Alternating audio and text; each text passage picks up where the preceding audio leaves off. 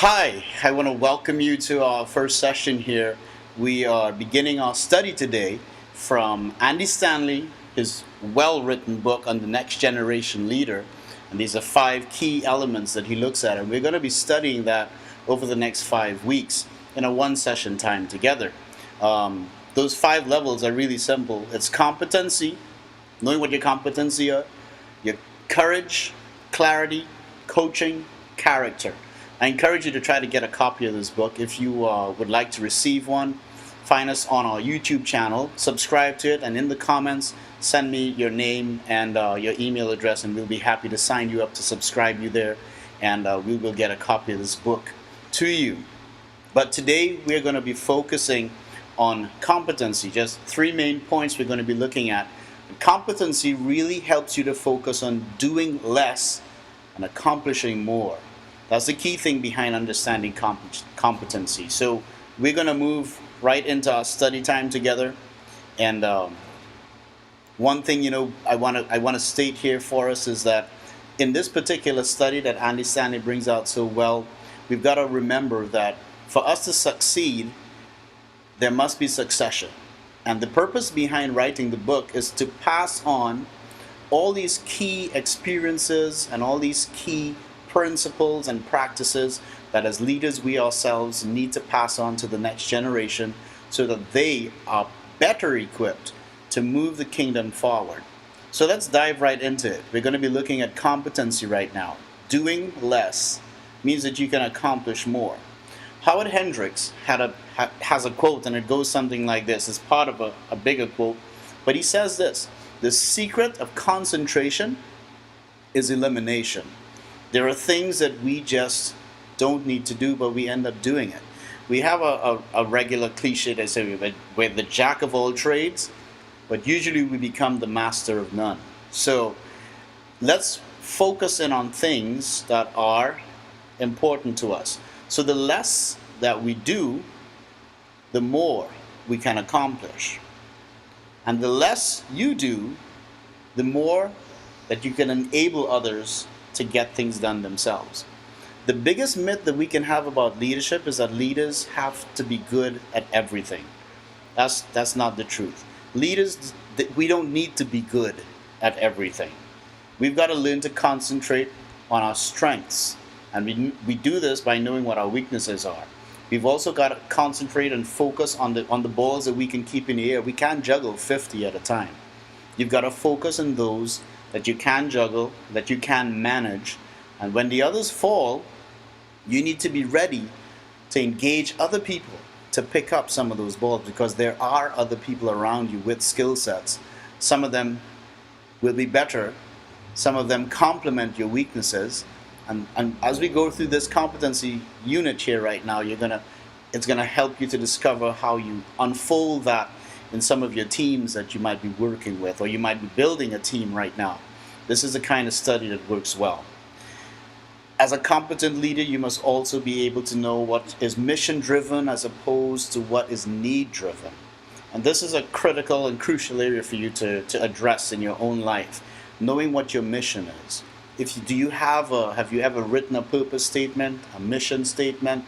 Well, now's the time to do that. And if you're not sure, we're going to have a study coming up over the summer months from Rick Warren on his book, The Purpose-Driven Life, that's going to help us all to discover. It's a 40-day journey, and we're going to spend that journey together. You're going to spend it, and we're going to go through the book a chapter at a time, discovering what God's purpose is for all of us, for yourself, here on earth as we do his ministry.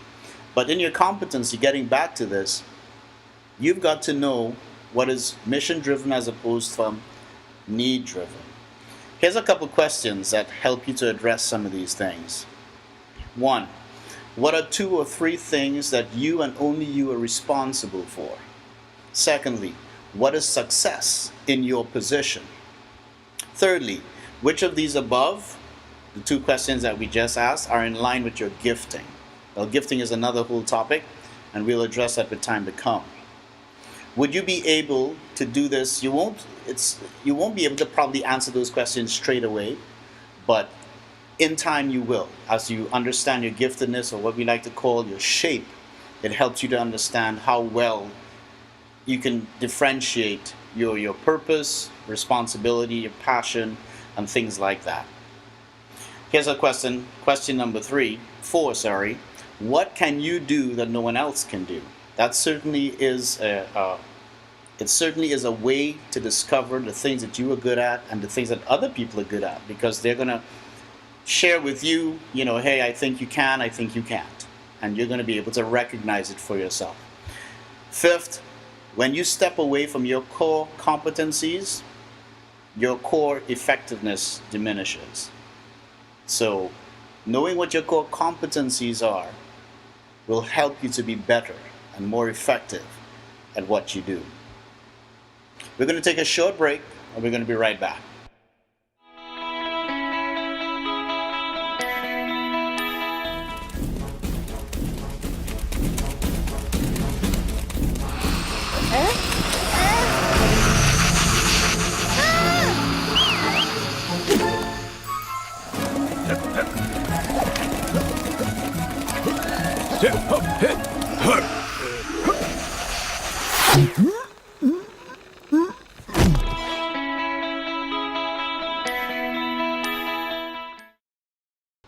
That was an interesting piece of video there. I just thought I would stick that in because it shows the power of the next set of things we're going to talk about, and that is operating as a unit. Some of you may have teams of people that you work with as leaders, and this next couple points that we're going to go through is really going to be beneficial. So stay with me as we go through it.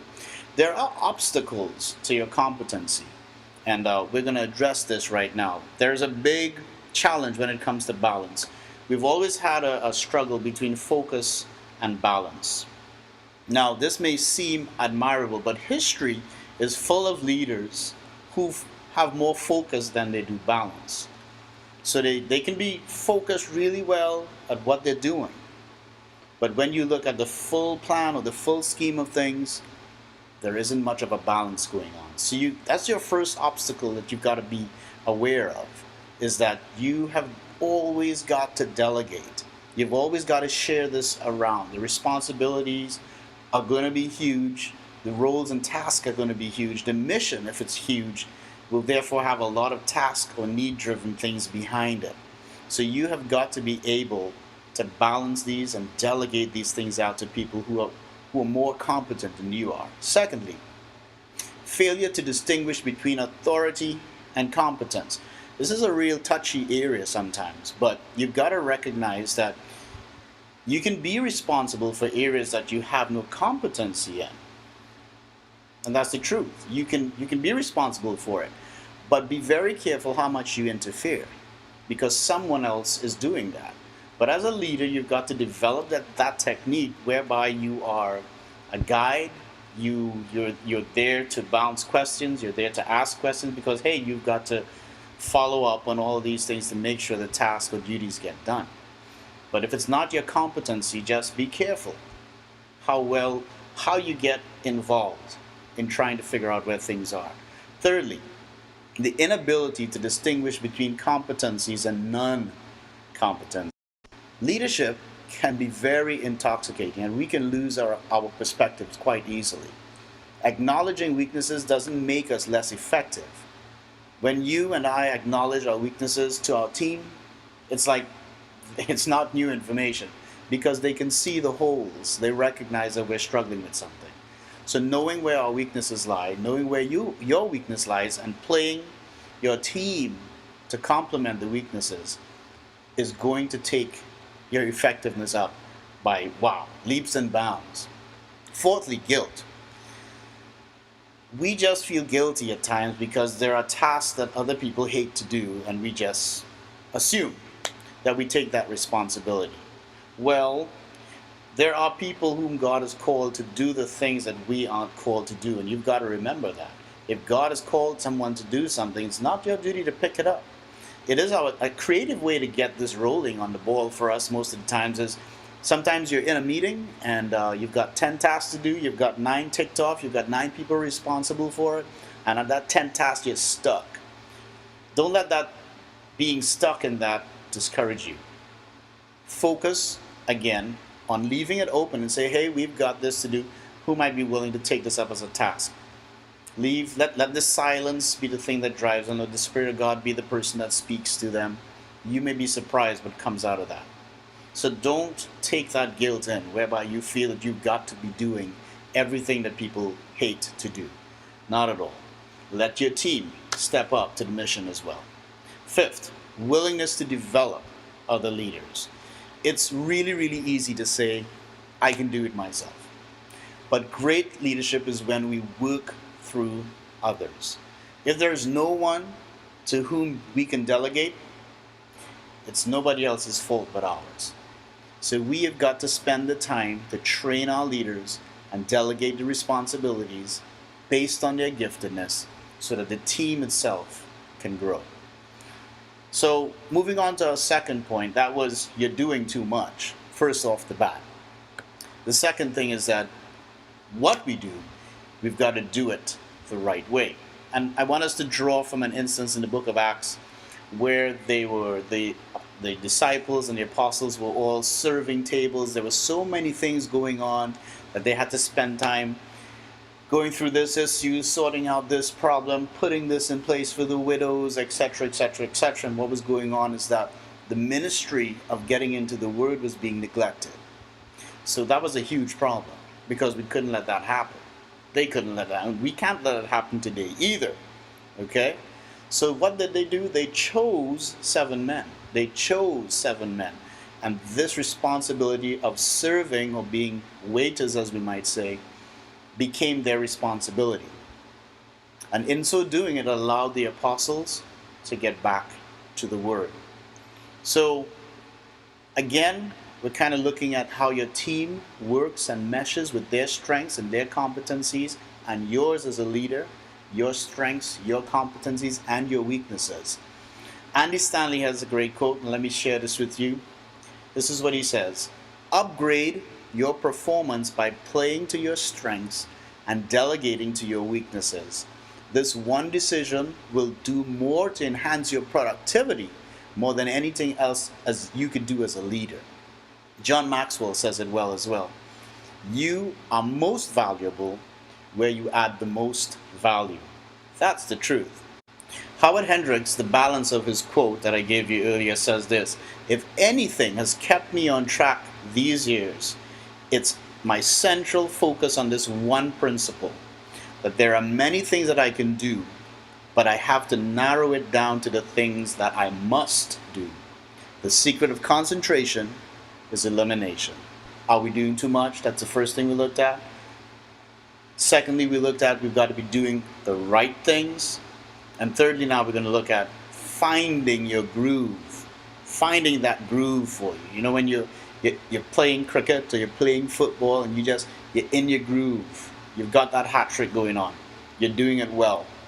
Devoting a little of yourself to everything means that you're committing yourself to a lot of doing nothing. Okay?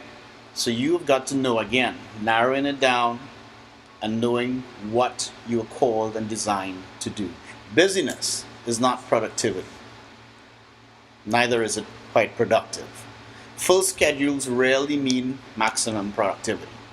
Most productive people have a lot of discretionary time. There's a good saying by Richard Crotch, on the 80-20 principle, and it goes like this. The 80-20 principle asserts that a minority of causes, inputs, or effort usually lead to a majority of the results, outputs, or rewards. Taken literally, this means, for example, 80% of what you achieve in your job comes from 20% of the time spent. Thus, for all practical purposes, 4/5 of the effort, a dominant part of it, is largely irrelevant. Wow. So what is he saying here? He's basically saying that 20% of what we do results in the maximum effectiveness that we can have. But what does that 20% look like? What does it look like for you? What does it look like for me? Here are a couple of things we can ask ourselves to help us differentiate. One, What do you do that is almost effortless from your perspective but seems like a daunting task to others? Secondly, in what areas do people consider you the go-to person? And the go-to person is it simply means that if I need to get my car fixed, he's the mechanic. If I need to get someone to write a song for me, hey, that's the songwriter. If I need a speaker, that's the person. He's well spoken. She's well spoken. Third, what do you enjoy about your current job? Fourthly, what do you wish you could delegate? Fifth, what do you do that elicits praise and recognition from others? Sixth, what environments do you look forward to working in? 7. What environments do you avoid? 8. What kind of advice do people seek from you? 9. If you could focus more of your time and attention on one or two aspects of your job, what would that be? And this is the second step. You can ask people things about you. Here's some example of questions that you can ask them. If you came to work for them, if I came to work for you, I'm asking you these questions. Where would I add most value for you? Where would you want me to focus my attention? Where would I stand the most chance of success? What areas would you see me? Fourth, if I came to work for you for free, that is, here's some of the things I would ask you to help me know better where I would fit or be of best benefit to you. 1, where would I add most value? Where would you want me to focus my attention? Third, where would I stand the most chance of success? Fourth, what areas would you see to it that I avoid? Secondly, here's another area you can ask people about. In my current work environment, where do you see a misalignment between my core competencies and my responsibilities? Third, how would you advise my boss how best to use me? Fourth, where in my life is there a misalignment between my passion and competency? Here's something I want you to do. Write 2 job descriptions. 1, your job as it is now, but tweak it. Tweak it for your competencies. And secondly, what's your dream job look like? I'd like you to write a job description out for that. The key issue here is to avoid misaligning your passion, your competency, and responsibilities. That's the key thing we're looking at here right now. So once you understand what your passion is, what your competencies are, and what your responsibilities are, you would be a better leader in your personal life, as well as your team life, as well as your church life, your ministries, anything that you get involved in. You are going to be able to know where you're doing too much, if you're doing the right thing, and if you're in your groove. So you need to take some time, go back through this material, and answer some of those questions, and be prepared for next time we get together. Okay? Now we're going to take a quick look at team building. And team building is important because you want to be able to bring along your team with you as we go through a study like this, or as you develop a team that will become quite effective. And here's a few things you can do. 1, list the people and write down their primary value. Evaluate their job descriptions and how can you help free up their time to their strengths. That's important. The same thing you're looking at for yourself is the same thing you want to communicate and share with them and be able to bring them through or teach them or guide them through. Secondly, get staff to rewrite their job descriptions to their strengths. Thirdly, train them with this material. So if you need, we can come in, help you work with your teams, help understand what those competencies are, their strengths, their weaknesses, and give you all the results afterwards so you will be able to better design your teams going forward. And then you've got to create opportunities. Fourthly, create the opportunities for them to shine. That's really, really, really important. There are times when we all got to pitch in, but then there are times when you've got to let people use their gifts and shine. Stephen Covey says it well when he puts it like this. He says, delegating to others is perhaps the single most powerful, high leveraging activity that there is. And that's the truth. When we allow people to function and flow in what they're good at, that's when you're going to see things just explode and grow. And God is going to get the greatest glory of everything there. Let me summarize our thoughts for today. So, to be an effective leader, as we've looked at over the last couple minutes that we've been talking, means a few things. If you want to be an effective leader, you've got to recognize that you have limited strengths.